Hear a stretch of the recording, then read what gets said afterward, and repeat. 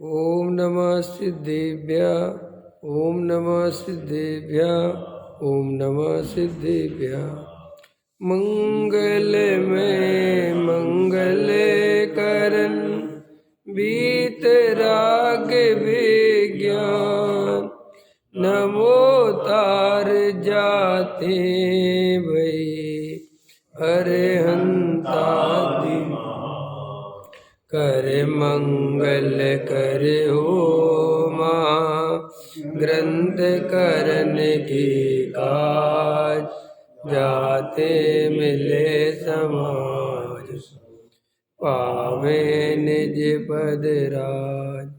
इस भव तरु का मूल जानौ मिथ्या भाव ताको कर निर्मूल अब करिए मोक्ष उपाय। संतात्मा जिनके गुणों की गान वे वर्धमान मान जिन विचरे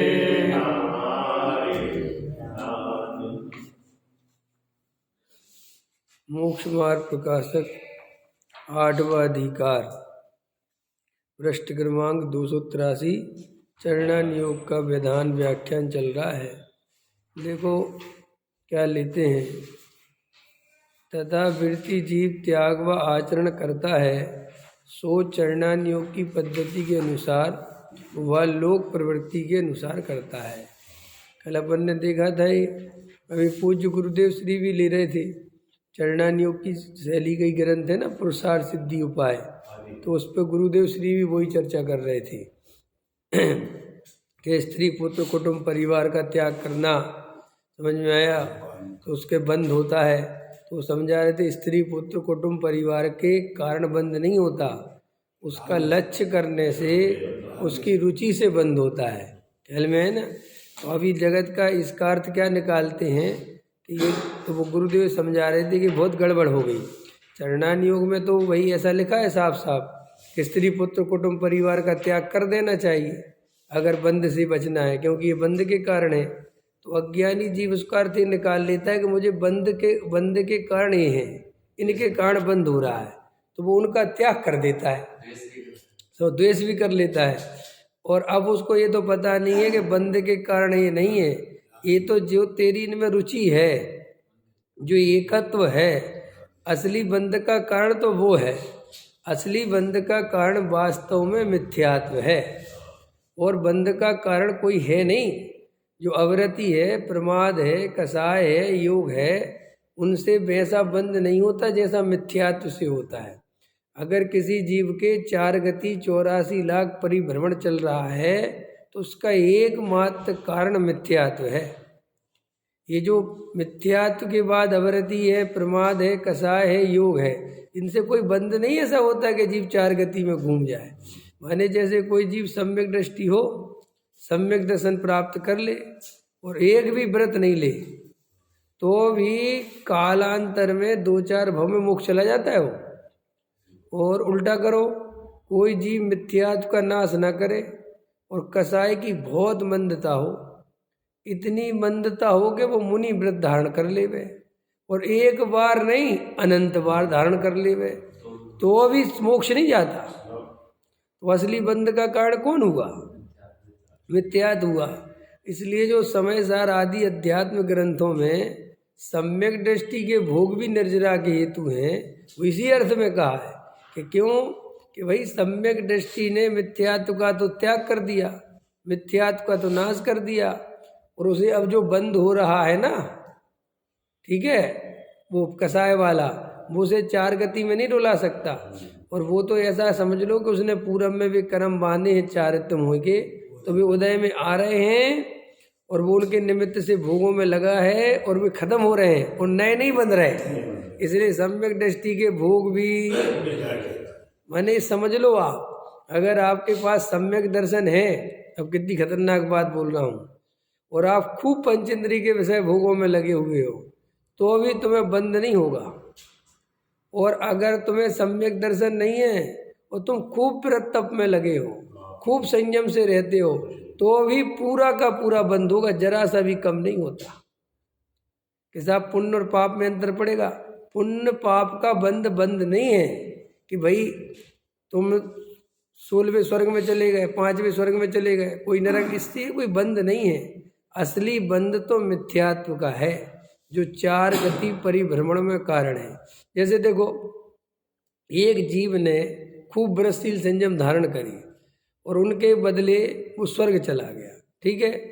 और एक जीव ने बहुत असंयम से विषय भोगों पर प्रवृत्ति करी, सम्यक दर्शन दोनों को नहीं है, तो ये नरक चला गया, ठीक है। तो ये अंतर पड़ गया ना, एक स्वर्ग में चला गया, एक नरक में चला। लेकिन अंतर है कहाँ? क्योंकि कालांतर में दोनों ही जीव निगोद में चले जाएंगे, वो स्वर्ग वाला भी और ये नरक वाला भी। तो काय का अंतर पड़ा? अब दूसरा तरफ चलो, ये तो मैंने इसका समझाया, दोनों मिथ्या दृष्टि का। अब सम्यक दृष्टि का चलो। अब कोई सम्यक दृष्टि हो और वो पंच इंद्रिय के विषय भोगों में लगा हो, और मिथ्या दृष्टि हो और वो साधु बन गया हो। कहाँ बन गया हो? साधु, बिल्कुल साधु, सीधा साधु। और साधु बन गया हो तो वो मुनि व्रत धारण करने के कारण 9वें गिरेविक चला जाए। कौन से गिरेविक चला जाए? 9वें गिरेविक। और ये सम्यक दृष्टि है, इसने कोई व्रत धारण नहीं करे तो ये मरकर 12वें स्वर्ग चला जाए। समझ में आया कि नहीं आया? कि गिरेविक तो जाएगा नहीं।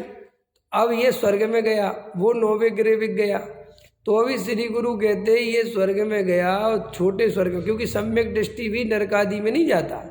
ये तो सम्यक दर्शन का बात ही है। माने वो कितने ही घर गृहस्थी विषय भोगों में रहे, सम्यक दृष्टि अगर आयु नहीं बांधी तो वो नरक में नहीं जाएगा।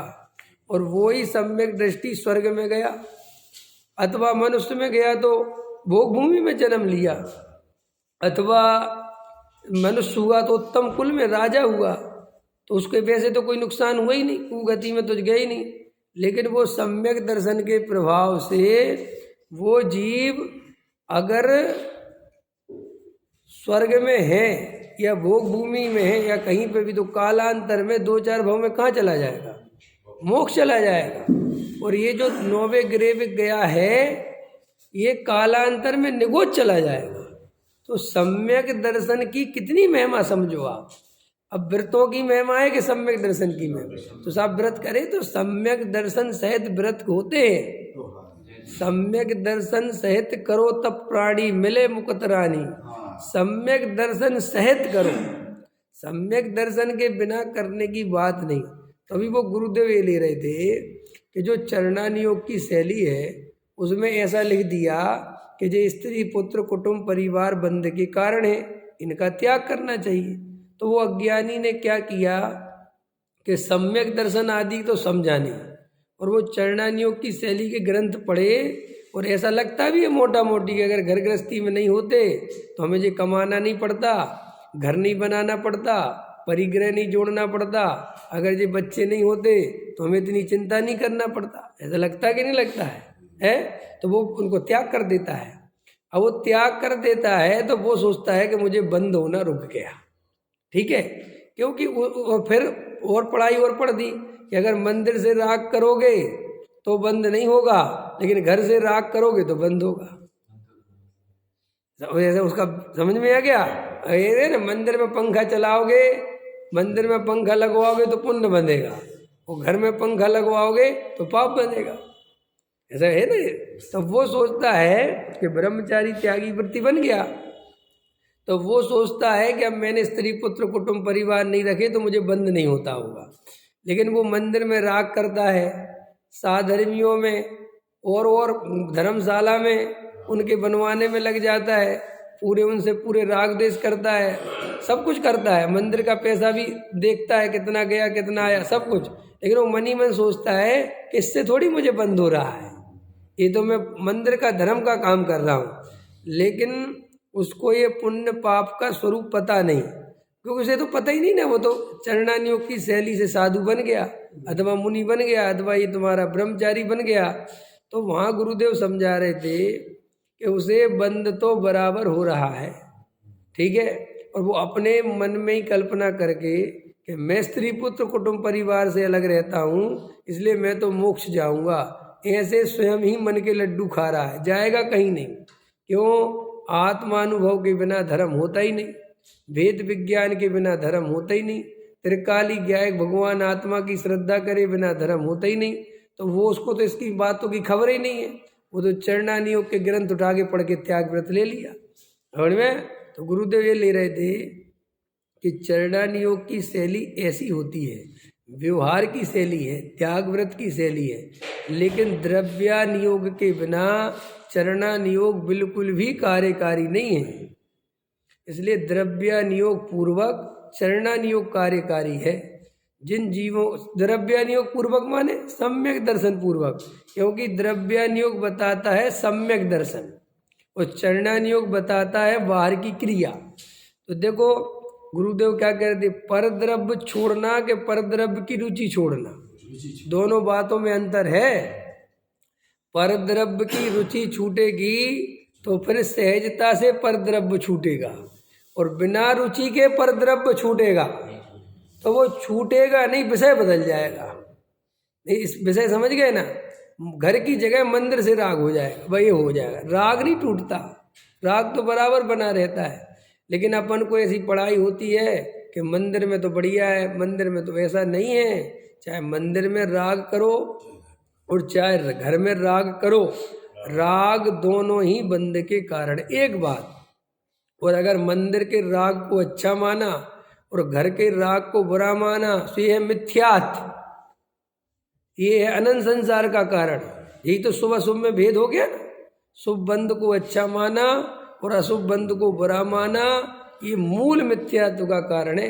इसलिए ये बहुत गहराई से समझना कि कभी कभी जीवों के अंदर ऐसा रहता है कि जो बाहर से त्याग व्रत संयम मोड़ लेते हैं, हम उन्हें थोड़ा अच्छा मानने लगते हैं, जबकि प्रत्यक्ष में उनके प्रवचन आदि में भूल दिख रही है। कि कैसे भूल दिख रही है?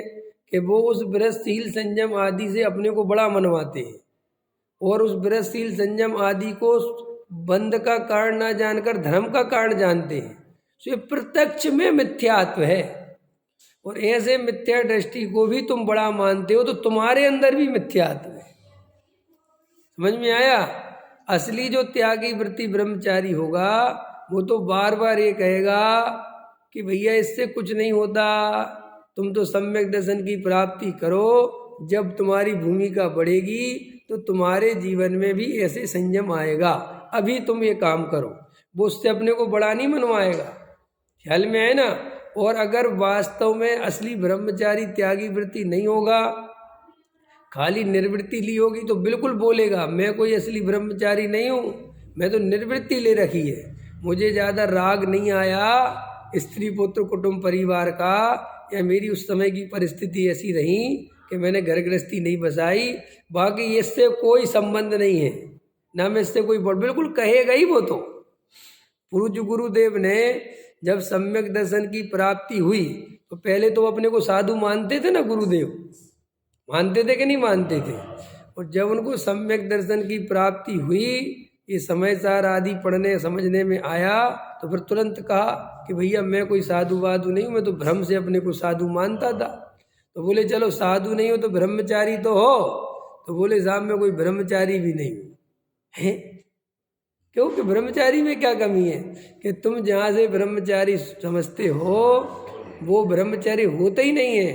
असली ब्रह्मचर्य तो दो कसाय चौकड़ी के अभाव में सातवीं प्रतिमा में होता है। सभी मेरी उतनी भूमिका है ही नहीं, तो मैं काहेगा ब्रह्मचारी? बोल तो आई ना ईमानदारी, और जिनके अंदर अभी ऐसी ईमानदारी नहीं है वे सम्यक दृष्टि नहीं है।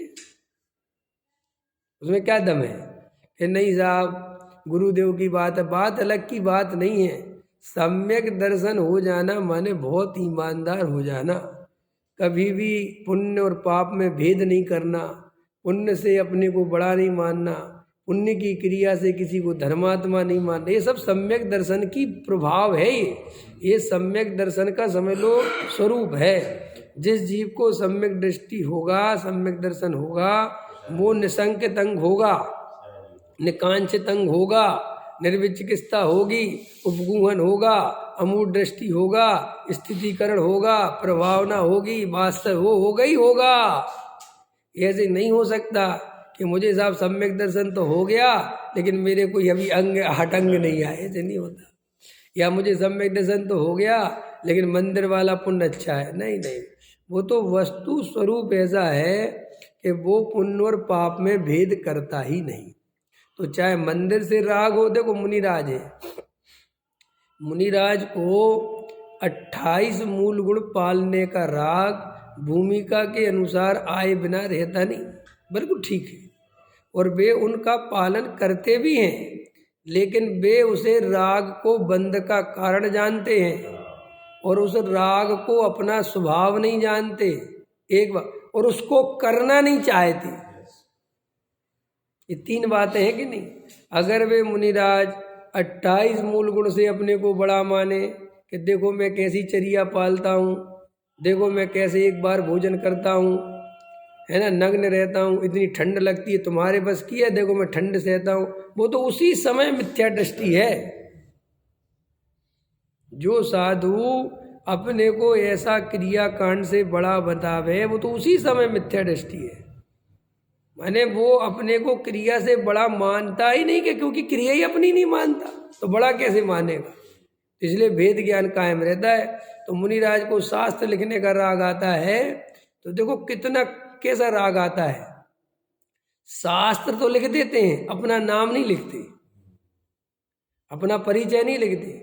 अपने दिगंबर जो धर्म है इसकी प्राचीनता इतनी ज़्यादा है कि सारी दुनिया के दर्शन भले अपन से चिढ़ते हैं और ये सब प्रभाव है काल का, और अपने को उपेक्षा करी जाती है अपनी, लेकिन अंदर खाने बड़े बड़े दार्शनिक, बड़े बड़े तुम्हारे ये क्या होते हैं पुरातत्व विभाग वाले और ये सब सरकारें सब जानती हैं कि दुनिया की सबसे प्राचीन संस्कृति श्रवण संस्कृति है।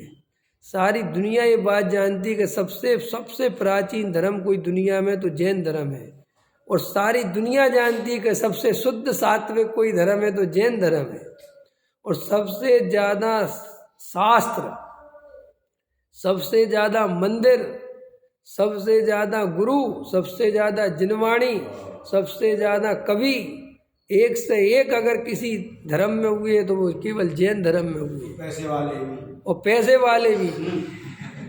ये बात गलत क्या बात है। अपन पैसे वाले नहीं होंगे क्या? क्यों नहीं होंगे हम पैसे वाले हैं? हम गरीब क्यों होंगे? कैसे होंगे? जब हम सच्चे देव साथ गुरु को मानते हैं, परम वीतरागी धर्म के अनुयायी है, तो पुण्य जाएगा कहाँ? क्या मूर्खों को पुण्य बंधेगा? हमें नहीं बंधेगा। किसे बंधेगा पुण्य? पुण्य में है क्या दम है? जो देव साथ गुरु के सामने खड़ा हो गया, मिनटों में 7 सौ पुण्य बनता है। आप पीछे का ग्रंथ देखो, इतिहास पर राजा के मंत्री जैन ही लोग थे, सब जैन थे अधिकतर। तो मेरा कहने मतलब मैं क्या कह रहा था कि ये तो इसकी प्राचीनता है, सब जानते हैं, भले ही इसकी उपेक्षा करिए, उससे क्या होता है? तो वो तो आचार्य भगवंतों ने कहीं अपना नाम नहीं लिखा है, कहीं परिचय नहीं लिखा है, इसलिए अपन सिद्ध करने में समर्थ हो जाते। अब कहीं लिखा ही नहीं, कहीं कुछ ख्याल में आया कि नहीं आया। और जो अन्य जाति के वे रागी द्वेषी होते हैं, सुबह भले ही 10 लाइनें लिखे, सन लिख जाते, दिन लिख जाते, और तुम्हारे कितने बजे लिखा ये लिख जाते, कहाँ बैठ के लिखा ये लिख जाते, समझ में आ क्या चल रहा है वो सब लिख जाते। अपने मुनिराजों को ऐसा राग आता ही नहीं। बड़ी मुश्किल से राग आता है तो आत्मा की चर्चा लिख जाते हैं, स्वरूप की चर्चा लिख जाते हैं, या उसके पोषण चरणानी उगादि के शास्त्र लिख जाए। लेकिन ये मैंने लिखा, इतने सन में लिखा, मेरा इतना बड़ा संघ है, मैं इसका शिष्य हूँ, ऐसे राग आते ही नहीं। समझ में? एक से एक उमा स्वामी, पूज्यपाद स्वामी, अमृतचंद स्वामी, समझ में आया, कुंद कुंद भगवान, समंत भद्र देव, कोई परिचय ही नहीं। समझ में आया?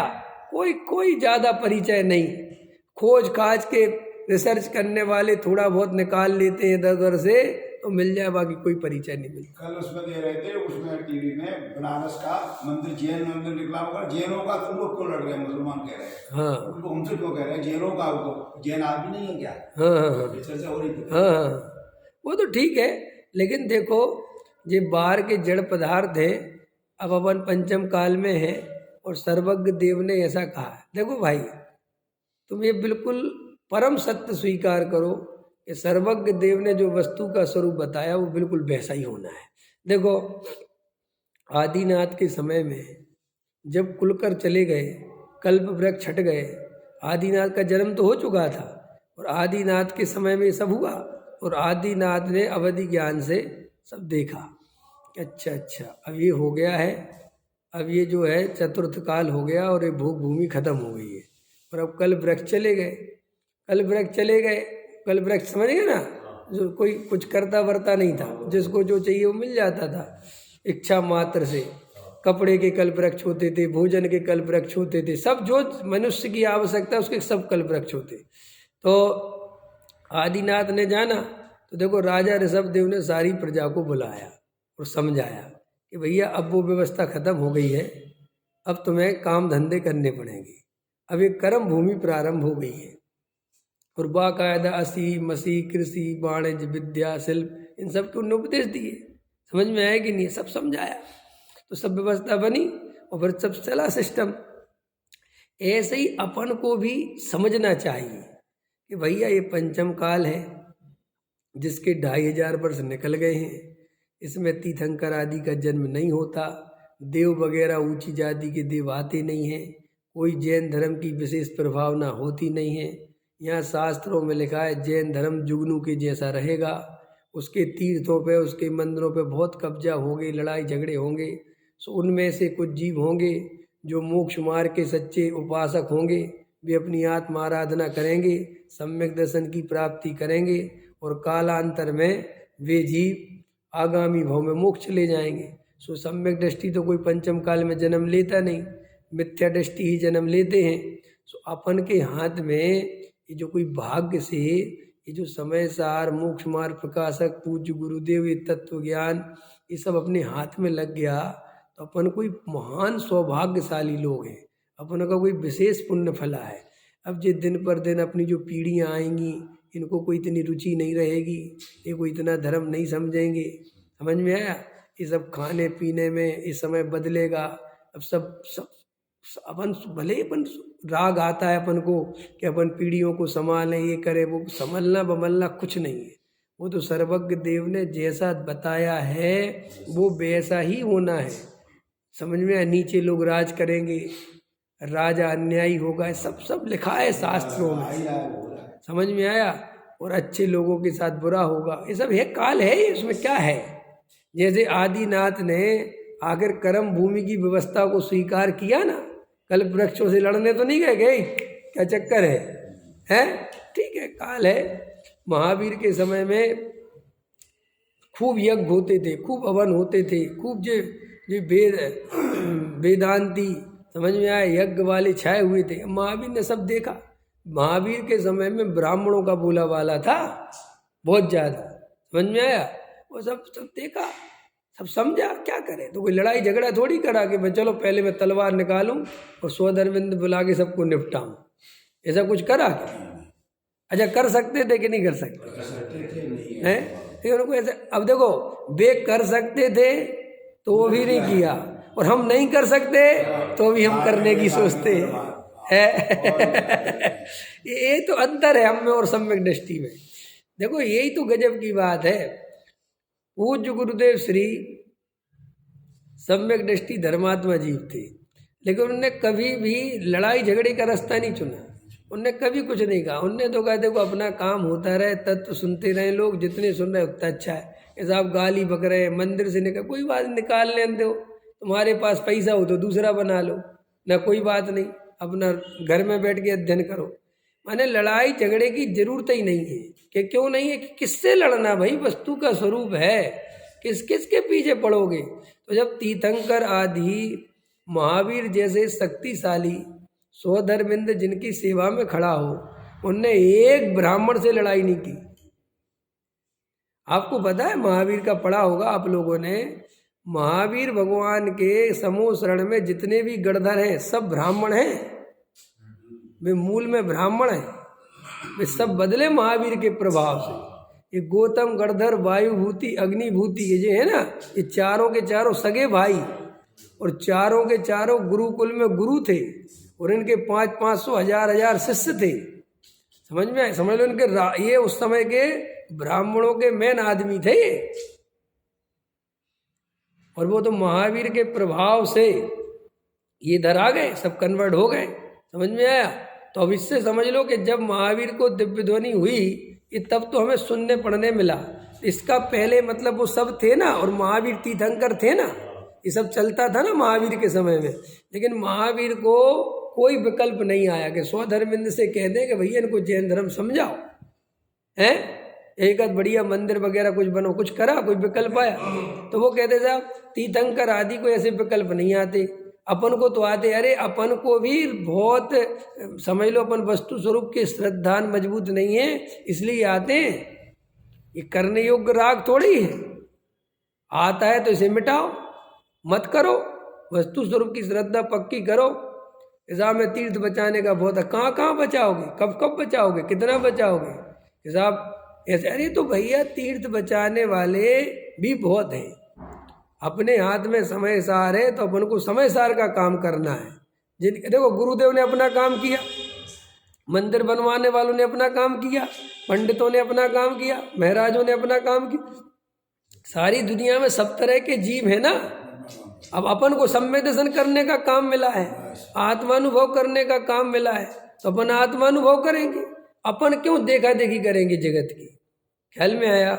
तो भैया सम्यक दृष्टि धर्मात्मा जीव पुण्य को भला नहीं मानता, पुण्य में उपादेय बुद्धि नहीं करता, पुण्य में एकत्व बुद्धि नहीं करता। और वो ऐसा नहीं मानता कि मंदिर का राग तो अच्छा है और घर का राग बुरा है। राग भी बुरा है, घर का और बाहर का क्या होता है। इसलिए हम ब्रह्मचारी बन गए और हमने घर तो नहीं बनवाया और हम मंदिर बनवाने लगे। और हम अपने बड़ी चौड़ी छाती करते हैं, अरे तुम तो घर बनवाने में लगे हो, हम तो देव साथ गुरु की सेवा में लगे हैं, हम तो मंदिर बनवा रहे। तू भी पूरे संसारी है अभी, तेरे कुछ भी नहीं, क्या फर्क पड़ता है? चाहे मंदिर की व्यवस्था देखो चाहे घर की देखो, आत्मा तो नहीं देख रहे ना। मुद्दे की बात तो ये है, आत्मा देखो तो धर्म होता है। घर बदलने से, मंदिर बदलने से, प्रतिमा विराजमान करने से, इनसे कोई धर्म थोड़ी होता है। समझ में आया? और भूमिका के अनुसार राग आवे तो उसे अच्छा नहीं माने। देखो भूमिका के अनुसार राग तो आता है, लेकिन राग में उपादेय बुद्धि करे तो मिथ्या दृष्टि है। राग आने का मतलब ये नहीं कि तुम उसमें उपादेय बुद्धि कर सकते हो, ये परमिशन नहीं है। चौथे गुण स्थान वाले को विषय भोगों का राग आता है, जिसकी कोई ढिलाई नहीं, आता है, मान रहे, स्वीकार। लेकिन वो विषय भोगों के राग को अच्छा माने तो उसी समय मिथ्या दृष्टि। ख्याल में आया कि नहीं आया? पंचम स्थान वर्ती श्रावक को अणुव्रतादि का राग आता है, प्रतिमादि लेने का राग आता है, क्रिया पालने का राग आता है, आए बिना रहता नहीं। लेकिन उस क्रिया का कर्ता बने, उसे अच्छा माने, उससे धर्म माने तो उसी समय मिथ्या दृष्टि है। ख्याल में आया? जो देव साथ गुरु के प्रति राग आवे लेकिन अंदर इसमें उपादेय बुद्धि नहीं होवे, बराबर जाने कि ये सब बंध के कारण है, ये भी और वो भी, स्त्री पुत्र कुटुंब परिवार वाले भी, कि नहीं वो ज्यादा बंध के कारण, ये सब भेद कर, ये भेद ही तो ले डूबता है। ये जो भेद करते थे हो, यही तो तुम्हें मिथ्या दृष्टि बना देता है। ये जरा सा तुमने बचा लिया, नहीं जी मंदिर का तो ठीक है, बट ठीक क्यों है? बंद है सो बंद है, चाहे मंदिर का हो चाहे घर का हो। अभी डॉक्टर साहब ले रहे थे एक प्रवचन में कि सम्यक दर्शन नहीं होने का एक प्रबल कारण ये है कि तुम पुण्य का निर्दयता से विरोध नहीं कर पाते, उस पुण्य का निर्दयता से, दृढ़ता से पूरी तरह तिरस्कार नहीं कर पाते, उसका कहीं ना कहीं आदर करते हो, और आदर करते हो इसलिए फंसते हो। वो तुम्हारा उसके प्रति कहीं ना कहीं वो सॉफ्ट कॉर्नर पड़ा हुआ है। बहुत अच्छा ले रहे थे वो कि तुम बोलते तो रहते ऊपर ऊपर, चंडालन के जुगल पुत्र एक समान है और ये है और लोहे बेड़ी बांधती हो, लेकिन अंदर में उसे एक मानते नहीं। तुम्हें देव साथ गुरु का राग बढ़िया लगता है और स्त्री पुत्र कुटुंब परिवार का राग दुखरूप लगता है, जबकि वे दोनों ही राग दुखरूप है। राग तो राग है ना, उसमें क्या मतलब है? लेकिन तुम्हें इस राग में कोई तकलीफ नहीं है और उस राग में तकलीफ है। और जो और निचले मिथ्या दृष्टि है बिल्कुल ही, वे क्या कर रहे हैं कि ऐसे भी खतरनाक लोग हो गए, उनने इतना ज़्यादा अध्यात्म सुन लिया कि उन्हें देव सात गुरु का राग दुखरूप लग रहा और स्त्री पुत्र कुटुंब परिवार का राग सुखरूप लग रहा, तो उनकी गंगा और ही ज़्यादा उल्टी बह रही। ख्याल में मंदिर आने को विकल्प कहते हैं वे, और कमाने खाने को विकल्प नहीं कहते। कैसे? जो और अज्ञानता का लक्षण। अरे भाई, हमने तो ये समझाया था कि दोनों ही विकल्प हैं, दोनों ही दुखरूप हैं, दोनों ही बंध के कारण हैं। तुम जी अपने मन मर्जी भेद कैसे करते हो? समझ में आया कि नहीं आया? क्या कह रहे थे? बोलो, कुछ कह रहे थे। हम जी कह रहे हैं सम्यक दृष्टि निष्ठा दृष्टि हो सकता है? हाँ, क्यों नहीं हो सकता? एक सेकंड में अभी सम्यक दृष्टि था और 1 मिनट बाद मिथ्या दृष्टि हो जाए, ऐसे ही उपादेय बुद्धि हो गई, परिणामों में कर्तृत्व आ गया, क्रिया में कर्तृत्व आ गया, अभिमान का भाव आ गया। उसका तो पक्का श्रद्धा क्या हो गया? मिथ्यात्व का उदय आने में कोई देर थोड़ी लगती है। हाँ, छायक सम्यक दृष्टि मिथ्या दृष्टि नहीं होता। हाँ, छायक माने उसने पूरी तरह मिथ्यात्व का नाश कर दिया। लेकिन जो औपसमिक वाला है, छाय उपसमिक वाला है, इसके तो मिथ्यात्व सत्ता में पड़ा हुआ है, तो ये तो कालांतर में मिथ्या दृष्टि हो जा सकता है, कोई बड़ी बात नहीं है। और उपसम वाला तो हो ही जाता है।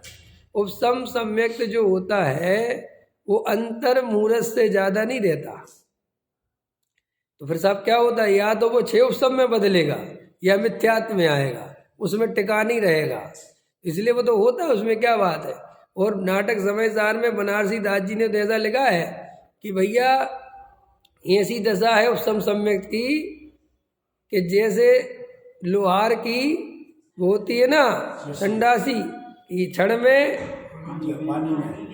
में आग माई क्षण पानी माई, ऐसे ही वो सम्यक दृष्टि जीव 1 सेकंड में मिथ्या दृष्टि हो जाए और 1 मिनट में मिथ्या दृष्टि हो जाए, फिर सम्यक दृष्टि हो जाए, फिर मिथ्या दृष्टि हो जाए। कोई बात थोड़ी है। और अपने साथ होता है, जो अनुभवी पुरुष हैं, जो आत्मा के श्रद्धान करते हैं, वे इस परिणति का अनुभव कर सकते हैं। हालांकि वो स्थूल है। टोडरमल जी साहब ने उसमें लिखा कि भाई स्थूलता है तो समझ लो, लेकिन सूक्ष्म तो केवल ज्ञानी परमात्मा जानते। लेकिन स्थूलता ऐसे जान लो, जब अपने को सम्यक दर्शन रहता है तो एक अलग प्रकार का बल रहता है अपने अंदर, एक अलग प्रकार की खुमारी रहती है, एक अलग प्रकार का आनंद चलता है।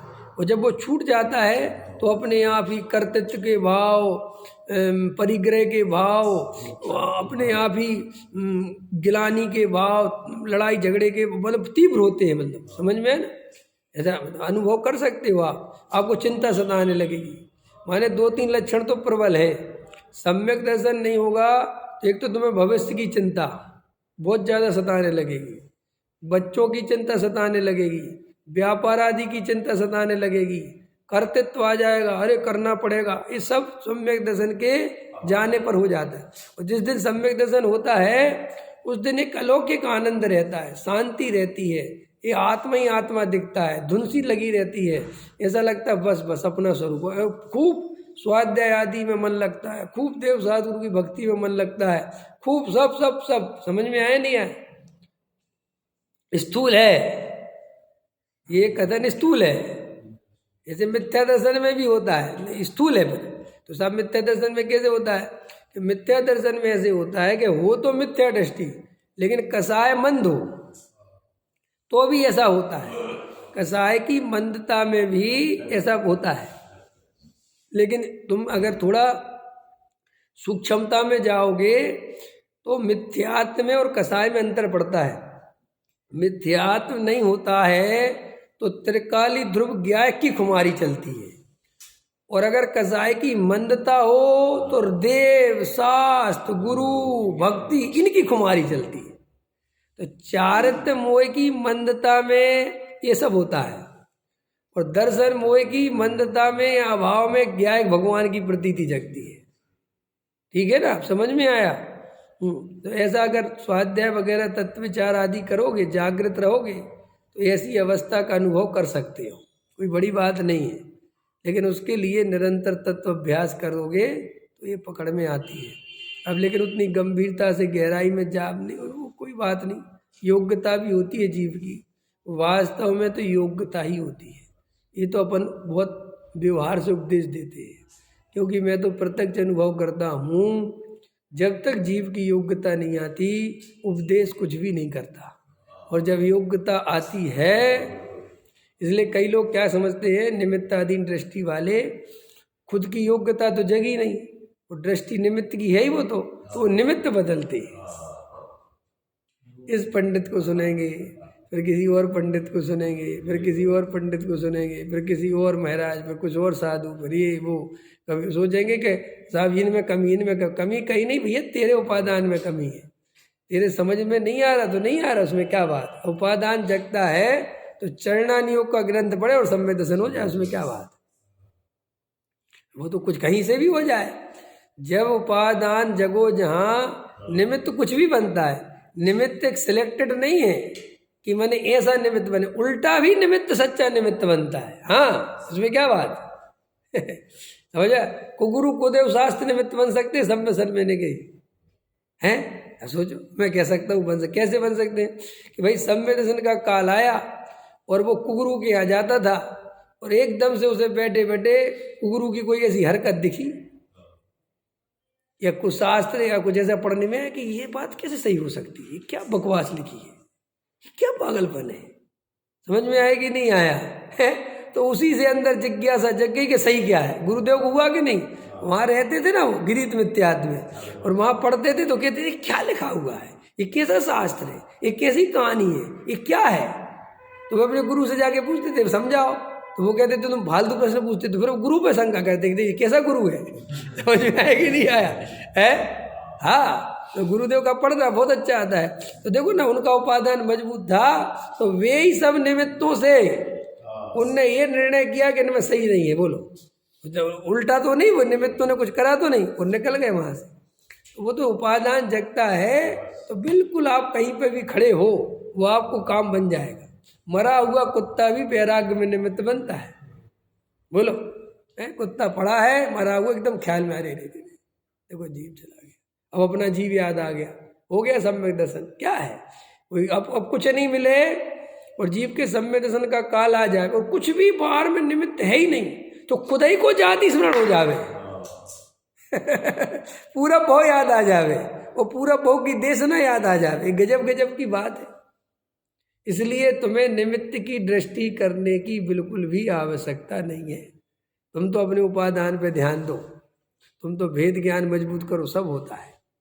तो रमेश जी, ऐसा ख्याल में आवे कि अभी मेरे ख्याल में नहीं पड़ता, तो स्वीकार करना कि लगता भी मेरी योग्यता नहीं है, लेकिन लगे रहोगे इसी मार्ग में रुचि पूर्वक, तो ऐसा कभी नहीं होता कि जीव लगा रहे और तत्व नहीं मिले, अपने आप मिल जाता है। कहाँ जाएगा, आज नहीं तो कल योग्यता पकेगी, है ना, बिल्कुल पकेगी। तो अब ये समझ गए, इतना ख्याल में आ गया आपको कि चरणानियोग की शैली में ऐसी चर्चा है कि स्त्री पुत्र कुटुंब परिवार का त्याग करो, घर गृहस्थी से दूर हो जाओ, ये सब बंध के कारण है, पाप बंध बनता है।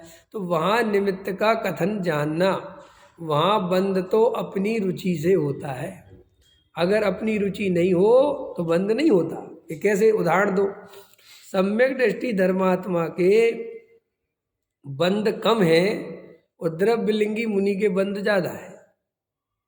देखो, जबकि निमित्तों की तरफ से तो देखो जाए तो ये कितना घिरा हुआ है, वो तो जंगल चला गया तो उसे तो बंध नहीं, लेकिन नहीं है, इसके 41 प्रकृति का बंध रुक गया। किसके, सम्यक दृष्टि के। और उस द्रव्यलिंगी की एक भी प्रकृति का बंध नहीं रुकता, एक भी बराबर बंध होता रहता है। वो उसके साता वेदनी कर्म का बंध, वो पुण्य का बंध वो ज्यादा होता है, लेकिन बाकी बंध कुछ भी नहीं रुकता, सब बंद होता है। और सम्यक दृष्टि के 41 प्रकृतियों का बंध नहीं होता, और 41 बहुत होती है भाई साहब, है जो मेन जो असली बंध के कारण हैं, जिनसे अनंत संसार बनता है, वे छटके में प्रकृतियां अलग हो जाती सम्यक दर्शन के प्रभाव से। प्रकृतियां हैं कितनी, ये बताओ पहले। 148 है ना, 148 में से ये जो नहीं अघाती कर्म है ना। अब वेदनी आयु नाम गोत्र, इनका तो कोई लेना ही देना नहीं है, तो इनकी प्रकृतियां अलग कर दो, उनका तो मतलब कुछ होता ही नहीं उससे जीव का नफा नुकसान। तो वे अब उसकी भी लगा लो कितनी, नाम कर्म की 93 और नाम, हाँ सुनो तो, अरे सुनो, अरे सुनो तो यार, नाम कर्म की कितनी है 93, फिर नीच गोत्र उच्च गोत्र कितनी हो गई 96, 95 से है 95 हो गई। फिर और कैसे आयु है, आयु की मनुष्य 4 प्रकार की, वे प्रकृति गई इतनी हो गई 99। और कौन बच गया, वेदनी, वेदनी की सादा सादा कितनी गई, अब 101 गई। अब देखना उनके, जब उनकी कोई वैल्यू नहीं है तो 101 तो वैसे ही रख दो। अब कितनी बची 47, 47 में से 41 का रुक गया क्या है सम्यक दृष्टि को बताओ, है इतना प्रभाव है सम्यक दृष्टि काली ध्रुव की श्रद्धा का। लोग कहते हैं सम्यक दर्शन बहुत बड़ी चीज है, सम्यक दर्शन के सामने सब पानी भरते हैं, सम्यक दर्शन नहीं तो कुछ नहीं, और सम्यक दर्शन हो तो सब कुछ है, ये हकीकत बात है बिल्कुल। इसलिए आत्मा की श्रद्धा करो, केवल ज्ञान की श्रद्धा करो। केवल ज्ञान की क्यों कह रहे हैं, केवल ज्ञान की श्रद्धा करे बिना संवेदन नहीं होता। तुम्हें अगर क्रमबद्ध का निर्णय नहीं होगा, तुम्हें वस्तुओं के परिणमन की स्वतंत्रता निश्चित नहीं दिखेगी और उसके कर्तृत्व का भार रहेगा, तो निर्विकल्प आत्मानुभूति नहीं होगी। क्रमबद्ध पर्याय की सच्ची श्रद्धा के बिना सम्यक दर्शन नहीं होता। चाहिए ही चाहिए, वो तो पुण्य पाप की पक्की श्रद्धा चाहिए, बिल्कुल 100%। 1% भी कभी ऐसा नहीं लगना चाहिए कि हम कुछ सोचेंगे तो काम बनेगा, कुछ बिल्कुल नहीं लगना चाहिए। कुछ आपके सोचने से एक भी परिणमन होने वाला नहीं, 1 रुपए का। कि साहब इसके लिए कोई तर्क दो। अरे भैया इतना लंबा आ गए, क्या तुम्हारे सोचने से आए हैं क्या? तुम्हारी हाइट 5 फुट 6 इंच है, तुम्हारे सोचने से हुई है। तुम काले हो, गोरे हो, लंबे हो, बीमार हो, स्वस्थ हो, गरीब हो, अमीर हो, क्या है ये सब है? तुम्हारे सोचने से होता है? कुछ भी नहीं होता। जो जैसे कर्म उदय हैं, जैसी योग्यता है, वैसा परिणमन प्रत्येक द्रव्य का। प्रत्येक द्रव्य में माने जीव द्रव्य, अभी पुद्गल आदि में तो कर्म के उदय है ही नहीं, लेकिन जीव में भी उसका जैसा कर्म का उदय निमित्त तरफ से और पर्याय की वैसी योग्यता। क्योंकि कर्म के उदय से पर्याय में कुछ नहीं होता, ध्यान रखना।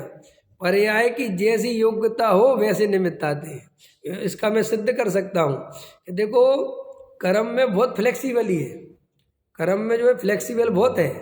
कोई भी प्रकृति कहीं की उठ के कहीं आ जाती है, उनमें संक्रमण होता है, उत्कर्षण होता है, अपकर्षण होता है। पता वो क्यों होता है? सोचा? कर्म में उत्कर्षण होता है ना, अपकर्षण कैसे होता है? परिणाम से। अरे परिणामों का निमित्त पाकर पूर्व में बांधे हुए कर्मों में स्थिति, अनुभाग, अपकर्षण, उत्कर्षण ये बढ़ जाते हैं अथवा घट जाते हैं। देखा कि नहीं देखा? तो सारी जिम्मेदारी पर्याय की है। कर्म तो बेचारे अपने नंबर का इंतजार करते रहते हैं कि भैया कौन सी पर्याय आए तो हमारा नंबर आ जाए। कर्म थोड़ी बेचारे करता धरता है, कर्म तो तुम्हारे गुलाम है। तुम कर्मों से डरते हो, कर्म परम कुछ नहीं, वो तो पर्याय की जैसी योग्यता हो। देखो कैसी गजब गजब की व्यवस्था है। जैसे किसी जीव को यहाँ से नरक जाना है उदाहरण के लिए, तो क्या कर्म फिलॉसफी है, गजब गजब फिलॉसफी है। अब देखो नरक में उसके पुण्य का उदय आ नहीं सकता, ठीक है? तो जितनी भी पुण्य की प्रकृतियां हैं वे पाप की प्रकृतियों को पीछे धकेल देती है। वो कहती है भी तुम्हारा नंबर नहीं है। समझ में आया कि नहीं आया? कि ये पाप में लगा है तो हमारा ही तो नंबर कहना ना, उल्टा है। ये पाप में लगा है और इसे नरक जाना है, इसलिए जितनी पुण्य की है सबरी फटाफट आओ, ताकि यहाँ जो और पाप में लगा रहे हो सीधे नरक पहुँचाएंगे इसको। समझ में? चेतने का कोई अवसर नहीं। अब उल्टा करो, अब जिस जीव के मान के चलो स्वर्ग जाना है और उसके पाप प्रकृतियां बंधी हुई बीच में रास्ते में, तो वे पाप प्रकृतियां पहले आ जाती हैं। क्यों? कि वहाँ उसके स्वर्ग में पुण्य का उदय के अलावा नहीं आना है।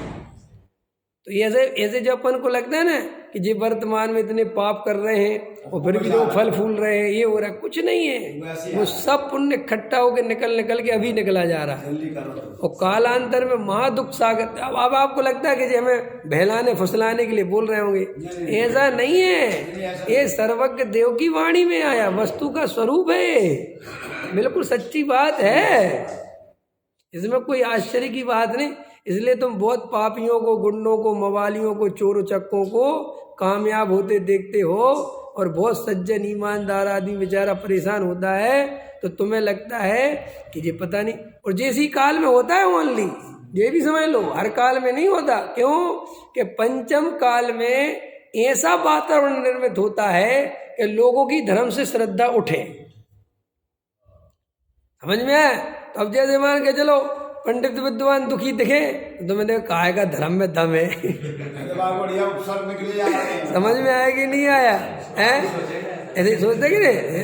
क्या समझ में? बड़े बड़े सेठियों पे ऐसा सिर पे चला रहता है ना भूत, अरे कौन से पंडित को कहाँ बुलवाना है, 1 मिनट बुला लेंगे। समझ क्या रखा है पंडितों के पास, होता क्या है? ये पंडित सब अपने गुलाम है, उसको तो वो पैसे का रहता नहीं। तो इस काल में क्या है कि ऐसा नहीं होता कि ज्ञानी पे बहुत लक्ष्मी हो। ये पंचम काल में लक्ष्मी और सरस्वती की जोड़ी है ही नहीं। जो ज्ञानवान हैं उनके पास लक्ष्मी नहीं रहती, और जिनके पास लक्ष्मी रहती है वे ज्ञानवान होते नहीं हैं। कि क्यों कि ज्ञानवान हो और लक्ष्मी हो तो वो सदुपयोग करे, तो ये पंचम काल बचेगा कैसे? समझ में? जैसे अच्छे लोग मान के चलो राजा बने तो फिर तो एक बहुत बढ़िया हो जाएगा सब। तो ऐसे तीव्र कसाई, मायाचारी, झूठ, फरेबी, हत्यारे, ये सब नेता बन जाते हैं। ये काल है ही। अब देखो आदिनाथ के समय में आदिनाथ जैसे राजा, भरत जैसे राजा, बाहुबली जैसे, तो भैया वे गलत किसी के साथ होने ही नहीं देंगे राजा उस समय के। अब देखो इतने अभी उदयगिरी की जो आती है अभी चर्चा है जो गुफाएं, तो वो राजा था खारवेल, वो जैन था, वो समझ में आए ना? वो कितने फिर धीरे धीरे जो अभी पहले देखो, पहले के इतिहास में जब शुरुआत के पंचम काल में उठाओगे तो बहुत राजा जैन थे। और अब आज देखो धीरे धीरे काल का प्रभाव पड़ा तो अभी एक भी जैन प्राइम मिनिस्टर नहीं बना हिंदुस्तान का। और मुझे भी मुख्यमंत्री की तो खबर नहीं कोई मुख्यमंत्री बना हो, तो सीएम भी नहीं बना मेरे हिसाब से। हाँ पटवा बना, कौन बना था? हाँ मध्य प्रदेश का बना था एक बार। हाँ समझ गया है ना? अब मतलब मेरा कहने मतलब ये कि हाँ कि वो जैन भी वैसा जैन नहीं जो जैन धर्म की अगाढ़ श्रद्धा हो, वे भी गृहीत मिथ्या दृष्टि बनते हैं। माने डॉक्टर राजेंद्र प्रसाद जैन थे क्या? नहीं ब्राह्मण थे वो तो। डॉक्टर राजेंद्र प्रसाद नहीं, डॉक्टर राजेंद्र प्रसाद तो पक्के ब्राह्मण थे, मुझे पता है, उनका पढ़ा है। समझ में आया कि नहीं आया? हाँ राजेंद्र प्रसाद मिश्र ने क्या किया कि राष्ट्रपति बन गए। तो राष्ट्रपति बंगले में, भाई राष्ट्रपति कहाँ रहेगा? राष्ट्रपति बंगले में रहेगा। तो उनको ऐसा लगा कि मैं इतना साधु टाइप आदमी थे, वो ब्राह्मण थे ना, तो उन्होंने कहा ये महलों की सुख नहीं भोगना। तो उनने अपनी वो उस राष्ट्रपति महल के अंदर झोपड़ी बना ली। मैंने पढ़ा है उनका। तो उनने ऐसे अपने वो बांस लगवा लिए और 4 पाई डलवा ली, बोले मैं इसमें रहूंगा। तो किसी ने कहा इतने ही त्याग है तो या बेटे का कुछ त्याग पत्र दो ना, दूसरे को बनाए। ऐसे थोड़ी होता है। उसकी जो शासन की जो पद की जो मर्यादा वो तो पालनी पड़ेगी ना। है अपने आप ही तो मिल जाते हैं ऐसे नमूने कि ब्रह्मचर्य व्रत ले रखा है और जाना जरूर है और रंग रांग के कार्यक्रम में, वो पंचकल्याण की स्टेज पे पहुंचना जरूर है। और वहाँ छूत करेंगे, मेरी चिटाई अलग डलवाओ, मेरा अलग करवाओ। अरे तुम आए काहे को यहाँ? तुम्हें किसने बुलाया? क्यों आए? तुम्हारे योग्य स्थान नहीं है ना, जो देवियां नाचेंगी, ये सब होगा। क्यों आए तुम यहाँ? हैं? नहीं मन की बात नहीं है, मन के कारण। अरे वो तो हमें पता है यार कि हम बच्चे थोड़ी हैं। मन की बात नहीं, बात यही बता रहे कि मन में भाव है, मूड हिला। तुझे देखना है और नौटंकी भी कर रहा है। अब ये कह रहा हूँ मैं, ये समझ में आया? देखना है तो शांति से बैठ, अब सबके बीच में बैठ। तो वहाँ पे जाके फिर अलग अलग करता है, छुआछूत बताता है। समझ में आया?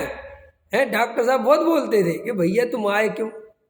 रात के 11 बजे कोई ब्रह्मचारी पंच कल्याणक में देवियों का नृत्य देखे तो क्यों देख रहे तुम, क्या जरूरत है तुम्हें? कि नहीं वो सब पंच कल्याणक है ना, धर्म का कार्य है ना। अरे गजब हो गया, ऐसा राग तुम्हें क्यों आवे? महात्मा आराधना के लिए बने ना ये सब, चद्दर ओढ़ ली, जाओ इधर से अपना करो। सो बुरा लगता है कोई ऐसा बोले तो। अभी मैं ही बोलता हूँ तो बहुत सारे लोगों को बुरा लग जाता है। वो तो अच्छा है मेरे कोई ब्रह्मचारी वाले सुनते नहीं मेरा प्रवचन, क्योंकि उनकी भूमिका से मैं नीचे हूँ। सुबह पहले ही देख लेता कोई पंडित बोल हटा, पंडितों को क्या सुनना चाहिए, बहुत अच्छा है। मैं तो बहुत कुसर मनाता हूँ कि भैया ना सुने जो ऊपर वाले, ना मेरी रेल बना देंगे, हैं कहेंगे इसको बंद कराओ, हैं। लेकिन वस्तु स्वरूप समझ गए ना, अगर आप राष्ट्रपति हो तो भैया ऐसे ही रहो ना। पहले ही कहते थे मुझे नहीं चाहिए महल फैल, में नहीं बन ही नहीं सकता। अब बन गए हो, वहाँ पे तुम बताओ 4 आदमी मिलने आ रहे, तुम अपनी वो झोपड़ी में डाले कि कैसा देश है। वो पहले वो थे राष्ट्रपति, तो जवाहरलाल नेहरू ने जाके समझाया कि ये सब नहीं चलेगा, तब समझ में आई उनकी, समझ में आया कि नहीं आया। तो ऐसे ही अपने को जो वस्तु का स्वरूप है वो ऐसे समझना कि पंचम काल है, तो आकुलता नहीं करना। अपना थोड़ा समय और बचा है, 20-30 बरस होंगे, नहीं भी होंगे क्या पता, कल ही चले जाए, लेकिन ठीक है मान लो 20-30 बरस। तो शांत आत्म शांति करो, समाधि मण की तैयारी करो, भेद ज्ञान करो, जैन देव की सच्ची श्रद्धा करो, खूब स्वाध्याय करो, खूब स्वाध्याय करो, जितना बने उतना स्वाध्याय करो, जितना संयम ले सको ज़्यादा से ज़्यादा संयम लो। बिल्कुल कुछ चक्करबाजी नहीं, कुछ नहीं रखा संसार में, अपन को तो निकलना है। कल मैंने बताया था जिनकी उम्र 60-65 वर्ष हो गई, जिनके सारे सांसारिक कर्तव्य पूरे हो गए, उन्हें अब समाधि मण की तैयारी करनी चाहिए। उन्हें बिल्कुल रंग राग शादी विवाह में जाना नहीं चाहिए, बिल्कुल मेरा आदेश है, बिल्कुल नहीं करना चाहिए। कि क्यों साहब हमें राग आता है, कितना राग करोगे, कितनी शादी विवाह देखोगे, है जी नहीं भरा। और आज तक कोई शादी विवाह में जाके खुश नहीं होता, लिख लो मेरे से, वहाँ जाके कलसता है, परिणाम बिगाड़ता है। ये आजकल की पीढ़ी को क्या हो रहे हैं, ये क्या नौटंकी चल रही है, ये कैसे नाच रहे हैं, ये लड़का लड़की साथ में नाच रहे हैं। तो भैया तुम गए क्यों, हमें समझ में नहीं आया, क्यों गए वहाँ देखने के लिए। और आजकल कोई मर्यादाएं नहीं बची, बहुएं देखो कैसे पहन के घूम रहे, अरे कमाल है भाई। अब बहुएं वहाँ भी तुम्हारा आदर करती फिरे, देखो साफ साफ लिखा है खोटे राग की जगह राग ही है वहाँ। एक बार बताओ, है जय पारस देवा बजेगा क्या, है अशरीरी सिद्ध भगवान बजेगा क्या वहाँ, है वहाँ तो जो रंग राग के निमित्त है वे बजेंगे, सीधी सी बात है। और तुझे अगर वास्तव में अंदर उनके प्रति वो है कि भाई मुझे तो बिल्कुल क्लियर, मुझे ऐसे बहुत बुरे लगते लोग, इस टाइप के लोग कि वहाँ कमी भी बतावे और जावे भी। मैं कहता या तो जाओ ही मत या कमी मत निकालो, फिर बिल्कुल नहीं उन्हीं के रंग में रंगो। वहाँ देखो स्टॉल पर देखते जी शर्म नहीं आती, बताओ जे भी लगा रहे भैया, मेरे समझ में नहीं आ रहा तुम यहाँ कर क्या रहे हो, हैं। तो अपने को ऐसी जगहों पे नहीं जाना जो तुम्हारी भूमिका के अनुसार, और दूसरी बात तुम्हारे कर्तव्य से बाहर हो गया। तुम्हारे सारे बच्चे ब्याहे गए, तुम्हें क्या करना। देखो डॉक्टर साहब की मैं सच्ची बात बताता हूँ, जब दादा के बच्चे हुए बड़े बड़े तो दादा के पिताजी थे, तो वो पिताजी बोले दादा से कि भैया जब अपनी लड़की बड़ी हो गई पोती, तो भैया इसके लिए कोई लड़का बड़का देखो, और वो उनका लगा। तो दादा ने पता कहा आज के बाद तो बोल दिया, आज के बाद दोबारा मत बोल देना, समझा। सुनो तो क्यों बोले, तुम्हारा कर्तव्य मेरे तक था, मेरी शादी की जिम्मेदारी तुम्हारी थी, मेरे लड़के की जिम्मेदारी, मेरी लड़के की जिम्मेदारी तुम्हारी नहीं, वो मेरी है। तुम क्यों राग करते हो, क्यों विकल्प करते हो, समाधि मण की तैयारी करो, समझ में। और मैं अगर तुम्हारा इंटरफेयर करूंगा तो कल के दिन मेरे नाती पोते होंगे, बिल्कुल सच बोलते थे वो। तो दादा ने अपने सारे नाती पोतों की शादी में कोई इंटरफेयर नहीं है, भाई जो है हमें तो जाके बैठ जाएंगे हम तो शांति से, कहाँ करनी क्या करनी तुम। उनने एक के में कभी सलाह नहीं दी कि यहाँ मत करना यहाँ करना, जबकि दादा के पास आते थे सारे नाती पोतों के रिश्ते, आएंगे कि नहीं भैया तुम जानो तुम्हारा काम, मेरे कर्तव्य पूरे हो गए। ऐसी जिंदगी जीनी ही चाहिए। अगर तुम इतनी समझदारी की भी जिंदगी नहीं जी सकते तो तुमसे ज्यादा मूर्ख कोई नहीं है। तुम्हारा समझदार पढ़ने का कोई फायदा ही नहीं है। इसका मतलब तुम इतना समझदार सुनने के बाद 30 साल यही निर्णय नहीं कर पाए कि मेरी क्या करना चाहिए, मुझे मेरी क्या भूमिका बनती है, क्या नहीं बनती है, हैं? अपने बच्चों की शादी हो गई, सारे व्यवहार निपट गए, अपने बच्चों तक व्यवहार होता है, पता है तुम्हें? तुम्हारा व्यवहार खत्म। अब तुम्हें किसी के व्यवहार की नहीं पड़ी। अब तुम्हारा लड़का जाने तू बना व्यवहार भैया बना, तू तेरा नहीं बने, हमें अब कोई मतलब नहीं। और लड़के का व्यवहार कैसे बनेगा? तुम बनने ही नहीं देते। तुम्हें असली हो जड़ के पूछो क्यों? वो बेचारा जावे तो उसका व्यवहार बने, और तुम सूट बूट पहन के तुम पहले ही खड़े हो जाते।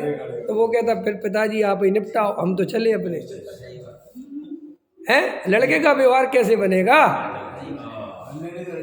तुम लोग कहते हो ना मेरे से, कई लोग कहते हैं मेरे से कि यार पंडित जी आपकी उम्र तो कम है लेकिन आपको बहुत बातें पता नहीं क्या क्या तजुर्बे हैं। पता है क्यों हुए तजुर्बे? आज बताता हूँ इसका राज। मेरे जो बाबा थे ना, बाबा, मेरे बाबा ने मुझे 10 साल की उम्र से तजुर्बे देने चालू करे। कैसे? मैं 10 साल का था, किसी की शादी हो, चाहे ठाकुर की हो, चाहे ब्राह्मण के यहाँ हो, चाहे बनिए के यहाँ हो, चाहे जे कहीं भी हो, उस सब में मैं ही जाता था।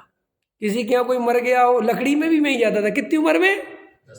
10-12 साल की उम्र में। मेरे पिताजी नहीं जाते थे क्योंकि मेरे पिताजी तो अपने काम धंधे पे चले जाते थे, घर में मैं ही रहता था। और बाबा तो बाबा कहते थे बेटा वो मर गया, जाके 2 लकड़ी ले जा उसके यहाँ जा। तो मैं लकड़ी लेके जाता था, जबकि बाबा जा सकते थे, मेरे को ऐसे बाबा को ऐसे नहीं थे, लेकिन मेरे बाबा कहीं नहीं जाते थे, स्वाध्याय करते रहते थे बढ़िया बैठे बैठे। और जो आता था, हमारा घर ऐसी जगह था बीच चौराहे में, जो भी घर गांव में एंट्री करेगा वो पहले हमारे घर से निकलेगा। समझ में आया कि नहीं आया? तो उधर से ही मैं सारा नाप तो ले लेते थे गांव का, इधर आ कहाँ है, किसके आए, सब वही ने पटा लिया, लेकिन जाना कहीं नहीं। तो जैसे पता चल गया कोई तो जाओ, तो मैं जाता था लकड़ी लेके। तो मैंने इतने शमशान पे इतने मुर्दों को जलाया उतनी सी उम्र में, मैं खड़ा रहता था। तो हमें मुर्दों से क्या डर लगेगा? हम जो इतनी उम्र में गए तो वहाँ, और पर वहाँ की सबकी बातें सुनता था। फिर भैया घर नहीं आते थे, वही नदी में नहाने जाता था, कुएं में नहाता था। सब अब जितने एक्सपीरियंस मिलेंगे कि नहीं मिलेंगे? ठीक। फिर जैसे किसी की शादी हो ठाकुर की, तो हम बाबा वगैरह तो पानी भी नहीं पिए, तो हम तो छोटे थे, कहते थे जा।